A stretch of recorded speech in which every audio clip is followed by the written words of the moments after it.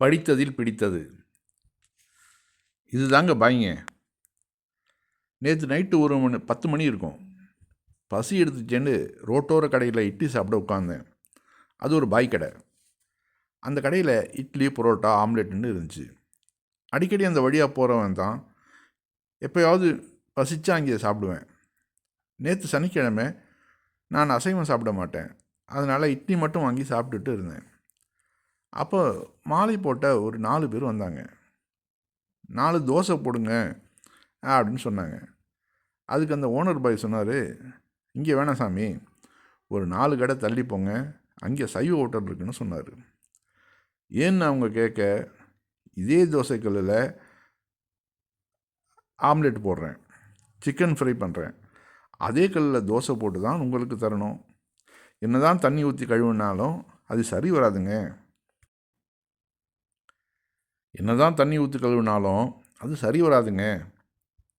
அதே மாதிரி கறி குருமா, சட்டி சாம்பார், சட்டிலாம் ஒரே இடத்துல தான் இருக்குது. எனக்கே தெரியாமல் கரண்டியை கூட மாற்றி போட்டிருப்பேன். சாதாரணமாக இருந்தால் பரவாயில்ல, மாலை போட்டிருக்கீங்க, தெரிஞ்ச செய்யக்கூடாதுல்லன்னாரு. சரிங்கன்னு அவங்களும் அடுத்த கடையை பார்க்க போயிட்டாங்க. 4 பேர் நல்லா சாப்பிட்டுருந்தா ஒரு 200 வியாபாரம் ஆகிருக்கும். அந்த வியாபாரம் போனாலும் பரவாயில்லன்னு அடுத்த மாதம் நம்பிக்கையை மதிக்கிறாரு. அதை நினச்சி பிரமிப்பாக தான் இருந்துச்சு. அடடா, இது புரியாமல் நாம் இங்கே வந்துட்டோம். இனிமேல் சனிக்கிழமை வரக்கூடாது, ஆனால் நேரம் கிடைச்சா மற்ற நாளில் பசிச்சா இங்கே தான் வரணும்னு முடிவு பண்ணேன். இது மாதிரி மனிதர்களும் இருக்காங்க.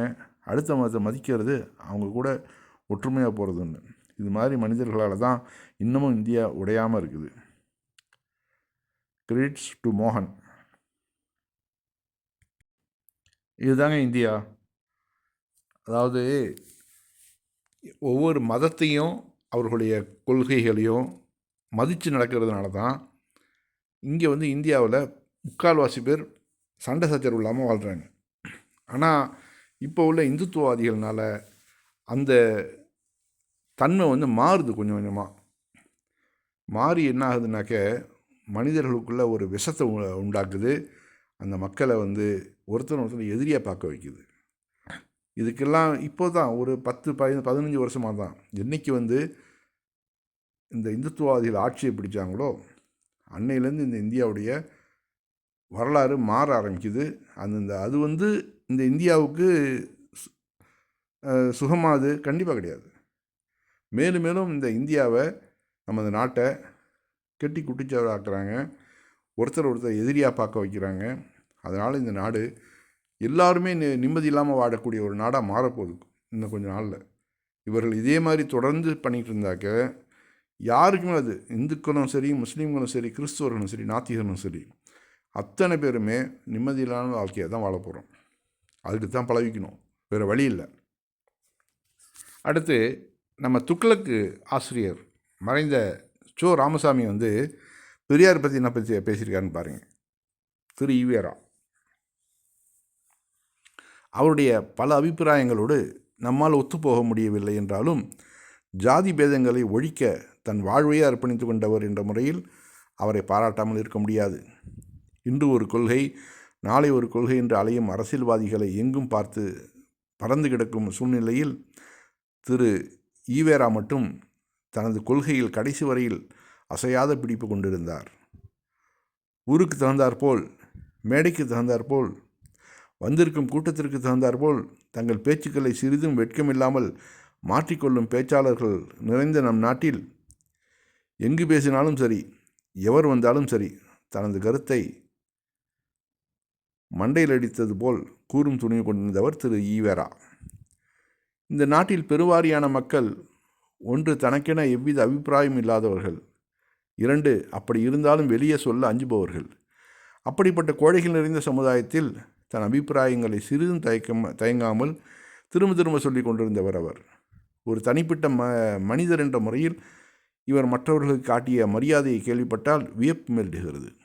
வயது, அந்தஸ்து, பிறப்பு, இந்த மாதிரி அடிப்படைகளெல்லாம் சற்றும் வித்தியாசம் பாராமல் எந்த மனிதனையும் மனிதன் என்று உணர்ந்து மதிப்பதிலும் மரியாதை அளிப்பதிலும் இவருக்கு நிகராக யாருமே இல்லை என்று கேள்விப்பட்டிருக்கிறோம். அபிப்பிராய பேதங்கள் இருந்தாலும் யாரிடமும் திரு ஈவேராவுக்கு வெறுப்பு உணர்ச்சி இருந்ததில்லை. தலையங்கம் 1/1/74. அப்போ சோ எழுதுகிறார். இது பெரிய ஆச்சரியம். சோவுனால் பாராட்டு பெறுறதுங்கிறது அவ்வளோ சாதாரண காரியம் கிடையாது. அதுவும் பிராமணர்களை ஒழிக்கிறதே என்னுடைய அதாவது பிராமணர்கள் இல்லை, பிராமணியத்தை ஒழிப்பதே என்னுடைய முதல் வேலை அப்படின்னு களம் கண்ட பெரியாரையே அதே இந்த பிராமணத்தை தூக்கி பிடிக்கக்கூடிய சோ பாராட்டுறாருனாக்க அவர் எப்படிப்பட்ட மனிதர் பெரியார் அப்படிங்கிறத நம்ம தெரிஞ்சுக்கணும். இந்த சீமான் போன்ற பொம்பளை பொறுக்கி சில்லற ஆளுங்கள்லாம் இங்கே அது பணத்துக்காக எதையும் வாயை விலைக்கு நாக்கை விலைக்கு விட்டுக்கிட்டு உலாத்துற இந்த சீமான்லாம் பெரியாரை பேசுகிறதுக்கு கொஞ்சம் கூட அருகதையே இல்லாத ஆள். இந்த தமிழ்நாட்டிலேயே அதாவது ஒரு கேவலமான ஒரு அரசியல்வாதி யாருன்னா அது சீமான் தான். இந்த ஈழத்தமிழர்களை வச்சு கொள்ளையடித்து தனக்கு பல கோடிகள் பல தலைமுறைகளுக்கு சொத்து சேர்த்து வச்சுருக்கிறார். அதெல்லாம் பத்தாதுன்னு இப்போ புதுசாக டீலிங் வேறு போட்டிருக்காங்க இந்துத்துவாதிகளோட. எப்படி நான் பெரியாரை ஒழிச்சே காட்டுவேண்டு. இவர் என்ன இந்த மாதிரி 10 சைமன்கள் வந்தாலும் சரி பெரியாரை இந்த மண்ணிலேருந்து தூக்க முடியாது.